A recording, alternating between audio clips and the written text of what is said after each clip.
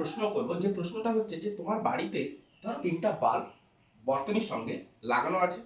তো তাদের মধ্যে হঠাৎ একটা বাল্ব কি হলো না, নষ্ট হয়ে গেল। তাহলে হঠাৎ যদি একটা বাল্ব নষ্ট হয়ে যায়, তখন দেখতে পাবো কি, হয় বাকি যে দুটো বাল্ব রয়েছে সে দুটো বাল্ব জ্বলতে পারে, বা তিনটা বাল্বই কি হতে পারে, নিভে যেতে পারে, নাও জ্বলতে পারে। তো আজকে বাল্ব জ্বলবে কি তিনটা বাল্ব জ্বলবে না, একটা বাল্ব তো নষ্ট হয়ে গেছে, বাকি দুটো বাল্ব যে জ্বলবে না, তার যে সমস্যা, কেন জ্বলবে কেন জ্বলবে না, এই দুটো প্রবলেম আজকে আমরা শ্রেণী ও সমান্তর সমবায়ের যে সমস্যার যে টপিকস রয়েছে সেই টপিকস আজকে আমরা কমপ্লিট করব। তো আজকের প্রথম ধারণা কি দেব, তো ফার্স্টে আমরা জানবো কি যে সার্কিট জিনিসটা কি। যে সার্কিট আমরা কথায় কথায় বলে থাকি যে সার্কিট, যে সার্কিট জিনিসটা কি, সার্কিট। তাহলে সার্কিটটা কি না, সার্কিট হচ্ছে সেই জিনিস যে সাপোজ ধরো একটা ব্যাটারি, ব্যাটারি তোমরা অবশ্যই লক্ষ্য করেছো যে ব্যাটারির একটা প্রান্ত এরকম করে উঁচু করা থাকে। তো যে প্রান্তটা এই অবস্থায় এরকম উঁচু অবস্থায় থাকে সেই প্রান্তটা সামনে পেছনে লেখা থাকে দেখবে প্লাস, এ সাইডটা লেখা থাকে দেখবে মাইনাস। তার মানে কি, তার মানে এ সাইডে ভরপুর রকম ভাবে নেগেটিভ আয়নস রয়েছে। তাহলে নেগেটিভ আয়নস গুলো বা নেগেটিভ কণাগুলো কে, তো নেগেটিভ কণাগুলোকে আমি নিতেই পারি ইলেকট্রন, আর এ পাশে রয়েছে পজিটিভ কণা। তো এ পাশে কি রয়েছে, পজিটিভ কণা। তো এবারে এই ইলেকট্রন কণা, তো আমরা ক্লাস 8 এর ধারণার দিকে একটু এগিয়ে যাই, যে ইলেকট্রন কণা যদি ফ্লো করতে থাকে কোন দিক থেকে কোন দিকে ফ্লো করবে। দেখো ব্যাটারির মধ্যে কোন দিক থেকে কোন দিকে ফ্লো করছে, এই প্রান্তটা হচ্ছে অ্যানোড প্রান্ত, আর এটা হচ্ছে কি ক্যাথোড প্রান্ত। তো ব্যাটারির মধ্যে দেখা যায় ইলেকট্রন গুলো অ্যানোড থেকে ক্যাথোডের দিকে ফ্লো করে, ইলেকট্রন গুলো অ্যানোড থেকে ক্যাথোডের দিকে ফ্লো করছে। তো অর্থাৎ এখানটায় যে তড়িৎচালক বল সৃষ্টি হচ্ছে, এই তড়িৎচালক বল কি করছে, ইলেকট্রনকে পুনরায় আবার তারের মাধ্যমে কি করবে, ফিরিয়ে দেবে। তাহলে ওই তারটা কোত্থেকে আসবে, দেখো এই ইলেকট্রনকে চালানোর জন্য ব্যাটারির সঙ্গে যে তার লাগানো থাকে, ব্যাটারির সঙ্গে যে বদ্ধ পথ, এটা একটা বদ্ধ পথ, ইলেকট্রনকে সচল করার জন্য যে বদ্ধ পথটা আমরা যোগ করে থাকি, সেই বদ্ধ পথকে আমরা বলবো সার্কিট। তো ইলেকট্রন এই বদ্ধ পথ বরাবর কোন দিকে যাবে না, ক্যাথোড থেকে অ্যানোডের দিকে যেতে থাকবে, ক্যাথোড থেকে অ্যানোডের দিকে যেতে থাকবে। তো ইলেকট্রন যেদিকে যায়, ইলেকট্রনের গতিশীলতা যদি এদিকে হয়, তাহলে অ্যানোডের থেকে যে ধনাত্মক কণা রয়েছে সেই ধনাত্মকের কণার গতিশীলতা তার বিপরীত দিকে হবে।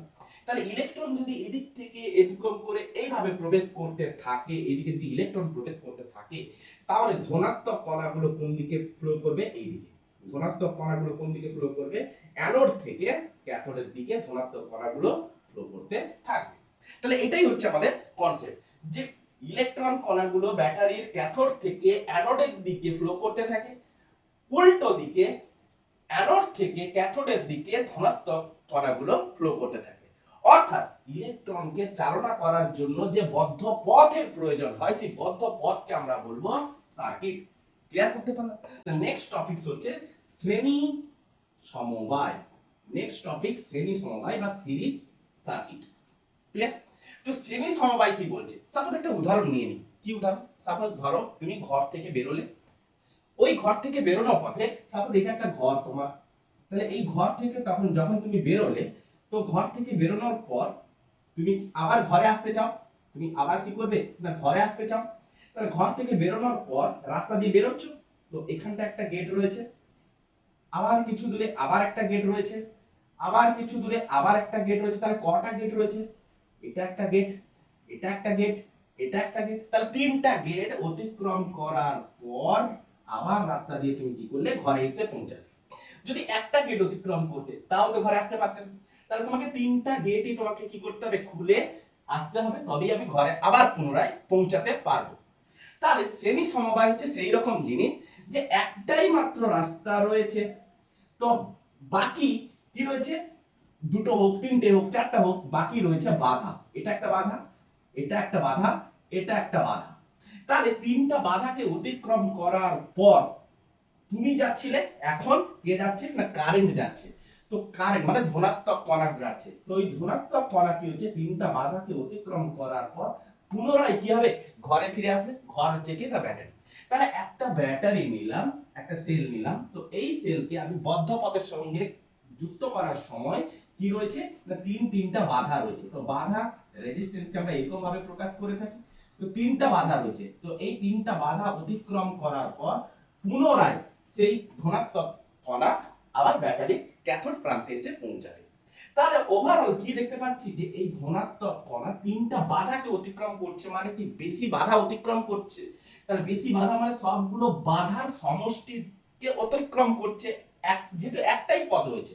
তাহলে সমস্ত বাধাকে অতিক্রম করার পর যেহেতু ওই ধনাত্মক কণাকে ব্যাটারিতে ফিরে আসতে হচ্ছে, সেহেতু তুল্য রোধ কত, তুল্য রোধ বা ইকুইভ্যালেন্ট রেজিস্ট্যান্স যদি আমাকে বার করতে হয়, তাহলে সবগুলো রোধ, এটা R1, এটা R2, এটা হচ্ছে R3, তাহলে তিনটা রোধের কি করতে হয়, তিনটা রোধের সমষ্টি করতে হয়। তাহলে তুল্য রোধ সমান আমি কত পাবো, যে তুল্য রোধ হচ্ছে R equivalent equals to R1 plus R2 plus R3। তাহলে এই হচ্ছে শ্রেণী সমবায়। ক্লিয়ার করতে পারলাম? তো শ্রেণী সমবায়ের ক্ষেত্রে একটা উদাহরণ যদি আমি নিই, যে সাপোজ ধরো তোমার কাছে একটা 2 ওহম, একটা 4 ওহম আর একটা 5 ওহম। ক্লিয়ার? তো এটা হচ্ছে 2 ওহম, এটা হচ্ছে 4 ওহম, এটা হচ্ছে 5 ওহম। তাহলে তিনটা রোধ যুক্ত আছে। তাহলে তুল্য রোধ কত হবে, না তুল্য রোধ হবে কত, না প্রত্যেকটার কি হবে সমষ্টি। তাহলে 2 প্লাস 4 সমান 6, 6 প্লাস 5 সমান হচ্ছে 11 ওহম। তাহলে তুল্য রোধ আমি কি দেখতে পেলাম, না তুল্য রোধ বর্তনীর সবথেকে বড় রোধের তুলনায় বড় হয়। তাহলে শ্রেণী সমবায়ে তুল্য রোধ হাইয়েস্ট রেজিস্ট্যান্স কে মেজার করে, হাইয়েস্ট রেজিস্ট্যান্স সবথেকে বেশি মানের রোধ নির্ণয় করে থাকে শ্রেণী সমবায়। এবারে আমরা দেখব, সাপোজ ধরো তুমি তোমার ঘর থেকে বেরোলে, তো ঘর থেকে বেরোনোর পর দেখলে ওই রাস্তাটা তিনটা রাস্তায় বিভক্ত। ওই রাস্তার সামনে মানে ত্রিমুখী রাস্তা, তো এরকম ত্রিমুখী রাস্তা রয়েছে, পুনরায় আবার এইভাবে যুক্ত হয়ে গেছে। যে আবার কি হচ্ছে, একটা সিঙ্গেল রাস্তা হয়ে আবার ঘরে এই রাস্তাটা লেগেছে। তাহলে তুমি যখন এই রাস্তা দিয়ে নির্গত হলে, যখন দেখলে এই রাস্তাতেও গেট বন্ধ, এই রাস্তাতেও গেট বন্ধ, কিন্তু এই রাস্তাতে গেটটা খোলা আছে, তাহলে তুমি কি করলে, এই পথ বরাবর এলে, পুনরায় আবার রাস্তা বরাবর এসে আবার ঘরে ফিরে এলে। তাহলে এখানটায় ইলেকট্রনের ক্ষেত্রেও তাই, যে ইলেকট্রনের ক্ষেত্রে ইলেকট্রন ধরো নির্গত হলো, তাহলে ওই ইলেকট্রন কি হচ্ছে, পথ বরাবর আস্তে আস্তে দেখলো যে তার কাছে তিনটে রাস্তা আছে, তিনটে থাকতে পারে, চারটা থাকতে পারে, পাঁচটা থাকতে পারে। তো তাদের মধ্যে যে কোনো দুটো রাস্তা দেখলো যে সে বন্ধ আছে, তাহলে যে কোনো একটা পথ বরাবর কি হলো, ইলেকট্রনটা এসে আবার পুনরায় ওই ব্যাটারিতে এসে পৌঁছলো। ব্যাটারি থেকে ইলেকট্রনটা নির্গত হয়েছিল, পুনরায় আবার ব্যাটারিতে ফিরে এলো। ইলেকট্রনের ধর্ম তো তাই, ব্যাটারির ধর্ম তো তাই, যেখান থেকে নির্গত হবে আবার পুনরায় সেখানটা এসে ফিরে আসবে। যে পরিমাণ আমি ইলেকট্রন দিয়েছি সেই পরিমাণ যেন ইলেকট্রন ফিরেও আসে, যে পরিমাণ আমি ইলেকট্রন দিয়েছি, ব্যাটারির কাজ হচ্ছে ওটা, যে পরিমাণ ইলেকট্রন আমি দিয়েছি সেই পরিমাণ ইলেকট্রন যেন আমি আবার পরে পেয়েও থাকি। তো এখানটায় সেই একই রকম জিনিস, তাহলে এর ফলে তোমার কাজ কি হচ্ছে, সহজ হয়ে যাচ্ছে। তাহলে তাহলে ইলেকট্রনের কাছে একটা অপশন থেকে যাচ্ছে, যে যে রাস্তাটা সবথেকে সহজ হবে সেই রাস্তা দিয়ে বেশি ইলেকট্রন যাওয়া শুরু করে দেবে। তাহলে প্যারালাল সার্কিট হচ্ছে সেটাই, যে সমান্তরাল সমবায়, সমান্তরাল সমবায়। তো সমান্তরাল সমবায় হচ্ছে এটা, যে সাপোজ এটা একটা কোষ, এই একটা কোষের সঙ্গে একটা বদ্ধ পথ তিনটা রাস্তায় লাগানো আছে।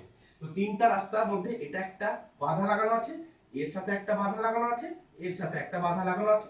তো তিনটা বাধা আলাদা রকমের বাধা, আলাদা, তাদের ভ্যালু গুলো হচ্ছে আলাদা আলাদা। তো তিনটা বাধা পুনরায় আবার একটা রাস্তাতে পরিণত হচ্ছে, একটা পথে পরিণত হচ্ছে, হওয়ার পর ব্যাটারির ক্যাথোড প্রান্তে এসে যুক্ত হয়েছে।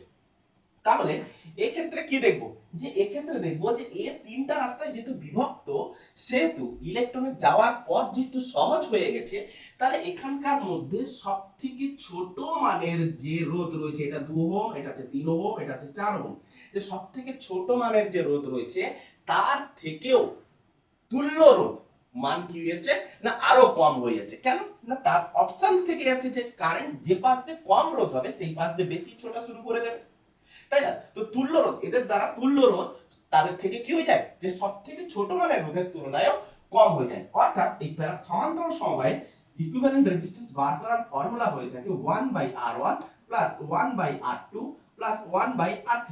তো আমি যদি এই তিনটা রোধ দিয়ে তুল্য রোধ যদি বার করতে থাকি, তাহলে কত বের হয় দেখো, যে 1/2 1/3 1/4। ঠিক, তাহলে এটা করলে কত হচ্ছে, না 12, 6 প্লাস 4 প্লাস 3 সমান 6 7 10 13, 13/12। অর্থাৎ ইকুইভ্যালেন্ট রেজিস্ট্যান্স 1/R ইকুইভ্যালেন্ট ছিল, তাহলে ইকুইভ্যালেন্ট রেজিস্ট্যান্স শুধু R ই বার করতে হবে, তার মানে 12 বাই কত হচ্ছে 13। তাহলে 12 বাই যদি 13 হয়, তাহলে আমি কি দেখতে পাচ্ছি, দেখো 12টা 13 থেকেও ছোট, অর্থাৎ 0.9 ওহম চলে আসবে। কত আসবে? 0.9 ওহম। তাহলে তুল্য রোধের মানটা তুমি লক্ষ্য করো যে বর্তনীর সবথেকে ছোট রোধ ছিল কি 2 ওহম, তাহলে 2 ওহমের তুলনায় ছোট। তাহলে সমান্তরাল সমবায়ের কাছে এই অপশনটুকু থেকে যায় যে সবথেকে ছোট মানের রোধের থেকেও সে ছোট রোধ তৈরি করতে পারে। তাহলে আমি যে প্রথমেই যে বলছিলাম যে বাল্ব যদি একটা বাল্ব যদি বন্ধ হয় শ্রেণী সমবায়ের ক্ষেত্রে, তাহলে একটা বাল্ব যদি বন্ধ হয়, যদি যাওয়ার রাস্তা যদি না থাকে, তো বাকি দুটোও জ্বলবে না। কেন? অপশন তাদের কাছে একটাই আছে, একটাই রাস্তা আছে যাওয়ার রাস্তা। তাহলে এটা বন্ধ হলে কারেন্ট তো এতটুকু যাবে, তারপরে তো আর যাবে না। তাহলে ক্যাথোড পর্যন্ত না পৌঁছাতে পারলে কারেন্ট আর হবে কি করে? একটাই মাত্র গেট রয়েছে। কিন্তু সমান্তরাল সমবায়ের ক্ষেত্রে কি, যদি এটা বন্ধ থাকে তাহলে এই দুটো দিয়ে যাবে, যদি দুটো বন্ধ থাকে তাহলে এটা দিয়ে যাবে। তাহলে এর কাছে তিনটে রাস্তা রয়েছে, যে কোনো দুটো বন্ধ হলে আরেকটা খোলা আছে।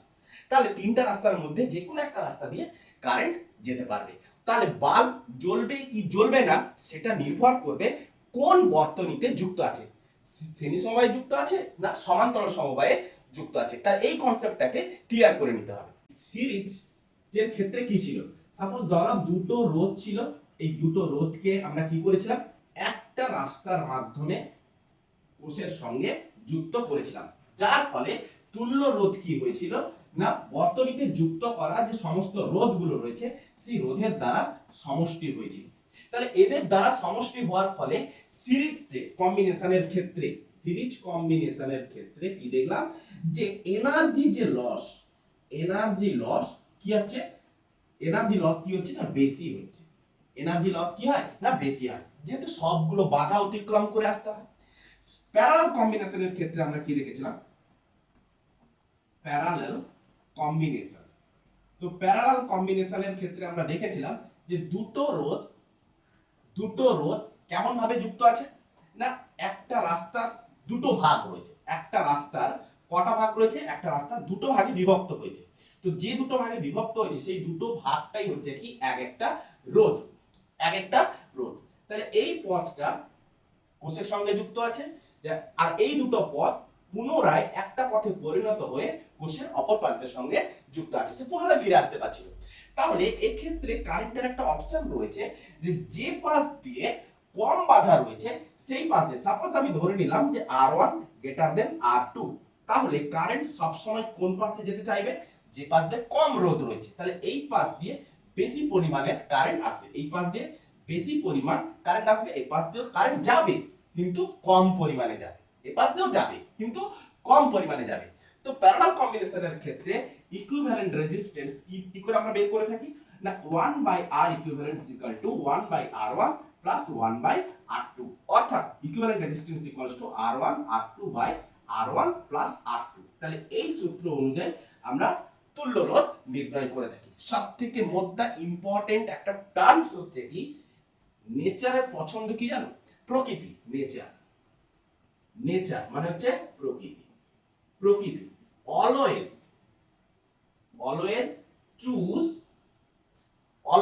চুজ ইজিয়েস্ট পাথ, সবথেকে সহজ পাথ চুজ করে। নেচারের কাজ হচ্ছে এটা, সবথেকে সহজ পাথটাকে চুজ করা। তাহলে এই দুটো পাথের মধ্যে আমাদের কাছে দুটো পাথ রয়েছে, একটা প্যারালাল একটা সিরিজ।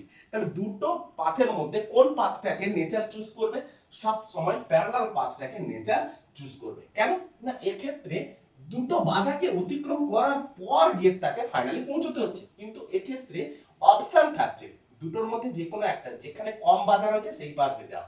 তাহলে নেচারের সব সময় পছন্দ হচ্ছে প্যারালাল কম্বিনেশন। তো নেক্সট পয়েন্ট হচ্ছে কি না, যে প্যারালাল কম্বিনেশন যেহেতু পুনরায় আবার সংযোজিত হয়, সেহেতু দুটো পথের দুই প্রান্তের বিভবের পার্থক্য কি হয়, সেম হয়ে থাকে। দেখো এই ব্যাটারির যদি এই প্রান্তটা ভি ভোল্ট হয়, এটা যদি 0 ভোল্ট হয়, তো আমি গোটা পথটাকে আমি ধরে নিলাম একদম বিনা বাধা। তাহলে বিনা বাধার যদি গোটা পথটা হয়ে থাকে, তাহলে এই পয়েন্টটাও কত হবে 0 ভোল্ট, এই পথটার এই প্রান্তটাও কত হবে ভি ভোল্ট, তাই না? তাহলে এই বাধার দুই প্রান্ত ভি আর 0, এই বাধারও দুই প্রান্ত ভি আর 0। তার মানে প্যারালাল কম্বিনেশনের ক্ষেত্রে ভোল্টেজ কি থাকে, আনচেঞ্জ থাকে, ভোল্টেজের কোনো চেঞ্জ হয় না। তাহলে প্যারালাল কম্বিনেশনে আমরা কি দেখলাম, না ভোল্টেজ ভোল্টেজ কি থাকে, সেম থাকে, voltage same in parallel combination, parallel combination. ঠিক আছে, তো নেক্সট হচ্ছে কি 2 নম্বর গেল, 3 নম্বর। তো 3 নম্বর পয়েন্ট হচ্ছে যে প্যারালাল কম্বিনেশনের ক্ষেত্রে ইকুইভ্যালেন্ট রেজিস্ট্যান্স বর্তনীর সবথেকে ছোট রেজিস্ট্যান্সের তুলনায় কম হয়ে থাকে। তাও আমরা প্রমাণ করলাম যে এটা যদি 2 ওহম হয়, এটা যদি 4 ওহম হয়ে থাকে, তাহলে তুল্য রোধ কত হয়, না তুল্য রোধ এই ইকুয়েশন ধরে করো যে 2 গুণিতক 4 বাই 2 প্লাস 4 সমান 4 দুগুণে 8 6, তাহলে 8 বাই 6 সমান কত চলে আসবে, দেখো 2 2 3 6 2 4 8, অর্থাৎ চলে আসবে কাছাকাছি 1.33 এরকম ওহম চলে আসবে। তার মানে বর্তনীর সবথেকে যে ছোট রোধ 2 ওহম রয়েছে তার তুলনায়ও কম হয়ে থাকে। তাহলে এইখানটায় যদি একটা কোশ্চেন আসে যে দুটি রোধের মধ্যে একটি রোধ 2 ওহম এবং তুল্য রোধ 1 ওহম হলে, তুল্য রোধ 1 ওহম হলে অপর রোধের মান কত, অপর রোধের মান কত, তুল্য রোধ বর্তনীতে, এখানে আরেকটু লিখে দিই যে তুল্য রোধ 1 ওহম বর্তনীতে সংযোজিত সকল রোধের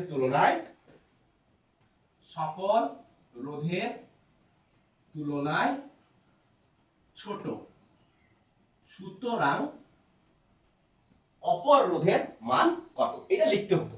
তাহলে কোশ্চেনটা দেখেই তুমি বুঝতে পেরে যাচ্ছ যে দুটো রোধ, তো দুটো রোধের মধ্যে তুল্য রোধ 1 ওহম বর্তনীতে সংযোজিত সকল রোধের তুলনায় ছোট, তার মানে একটা কনসেপ্ট তোমার মধ্যে গ্রো হয়ে গেল যে প্যারালাল কম্বিনেশনে যে দুটো রোধ থাকে তার তুলনাতেও তুল্য রোধটা ছোট হয়ে থাকে, তাহলে এটা অবশ্যই প্যারালাল কম্বিনেশন থেকে আমাকে করতে হবে। তাহলে অবশ্যই তুমি কমেন্টে এই কোশ্চেনটার অপর রোধের মানটা কত হবে, যে R2 কত হবে সেটা তুমি অবশ্যই কমেন্টে জানাবে।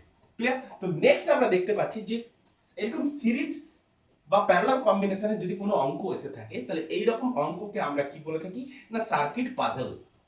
ক্লিয়ার? তো এই রকম অঙ্কের ক্ষেত্রে তোমাকে আগে কি করতে হবে স্টেপ বাই স্টেপ আমি বলে দিই। তো ফার্স্টে যে প্যারালাল কম্বিনেশনে যেগুলো রয়েছে সেই প্যারালাল কম্বিনেশনটাকে আগে খুঁজে নেবে, যেখানে যেখানে সিরিজ কম্বিনেশন রয়েছে সেই সিরিজ কম্বিনেশনের যুক্ত রোধগুলোকে আগে খুঁজে নেবে।